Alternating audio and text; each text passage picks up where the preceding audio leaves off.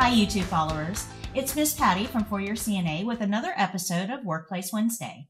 And today joining me is Justine, who works for hospice in our local community. And she's here to tell us all about her experiences as a CNA for hospice and what you might expect if you're interested in this as a career option. Thanks for joining us today, Justine. Thank you. Thank you for having me. So how long have you been a CNA? I've been a CNA for about 5 years now.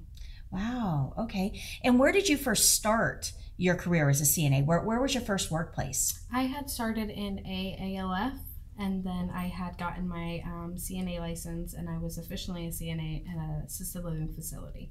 Okay. So how long ago did you make the switch to hospice? I started hospice in about June of 2018. Okay. And I've been working with them ever since. Okay, so probably about 7 months then. Yes. How did you get the job with hospice? I was working at a nursing home at the time, and I had a friend that had switched to hospice and told me some of the benefits they had, and I decided to tag along with her, and I never realized how much I would like it. Wow, interesting. So what kind of things do you do for hospice patients as a CNA? Is it similar to nursing home work or is it different? It is a little similar, but it also has a little bit of different effects, I would say. You have to, at a nursing home, it's more heavy lifting, round-the-clock care. I do in-home at hospice, so it's a little different because you have family members there. We're only there for a short amount of time. What I go there to do is I go there to give them a bed bath. I assist them with any personal hygiene needs that they need help with. I'm there to comfort them. I have a little extra time I get to spend individually with them. I get to know them along with their family. So you're not only really helping them, you're also helping their family as well. Wow, that's really fascinating. And I was a hospice case manager for a long time, so I kind of understand where you're coming from. Right. And that extra time to spend with the family is so important. And it really is missing in acute care settings and long-term care settings. Definitely. So that was something that I really enjoyed about working with hospice. That's one of my favorite things is you get to spend that little bit of extra time with them, getting to know them a little more. So how do you feel about the whole dying process? I know a lot of people are really hesitant to get into hospice because they fear, patients are dying and what does that mean? And how do I process that as a caregiver? Right. So how do you deal with those unique challenges? It takes a little bit to get used to. I would suggest if you're going to try to get into hospice, I would suggest maybe working in a nursing home or an assisted living facility beforehand. That way you can get used to the dying process before jumping right into hospice and you have no hospice experience or any experience with the dying process. Only because it does take a toll on you. So, you're around people that are in the process of dying or at the end stage of life. So you really just have to be there for them, you and their family. So great advice. And, that kind of is the sad part of life. It always ends in death. And having somebody that's caring and compassionate and can help that person as they transition is so important. And we really need good hospice workers. Yeah. So what would you consider to be a unique challenge when you're performing care in a hospice environment?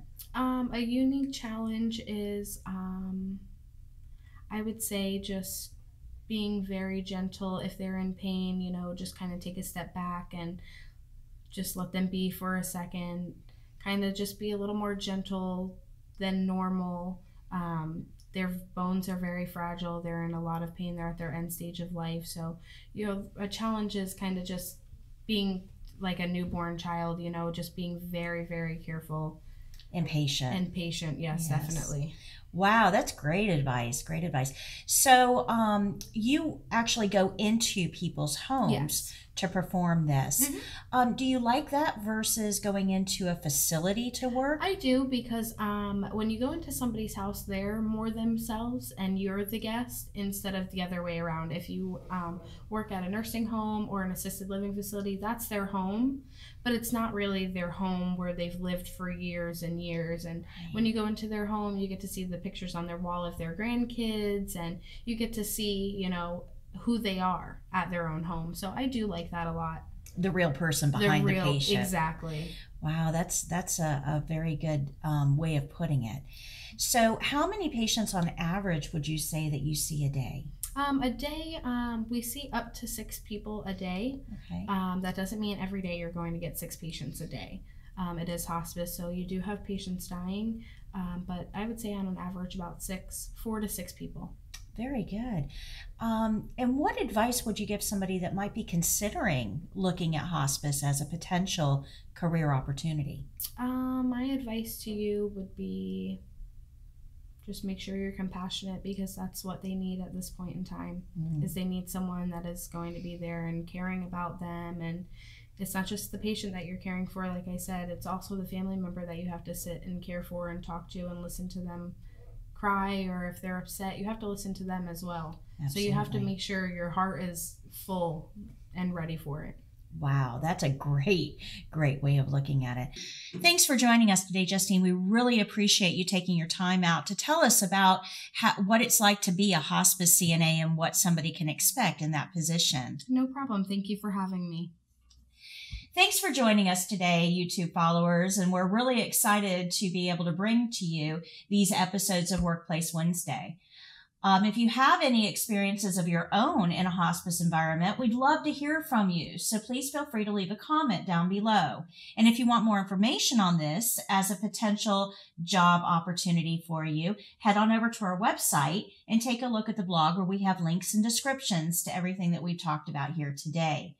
As always, if you like this episode, please feel free to give us a thumbs up and like and subscribe. And if you hit that little bell, YouTube will notify you when we have another episode of Workplace Wednesday posted. Until next time, happy nursing.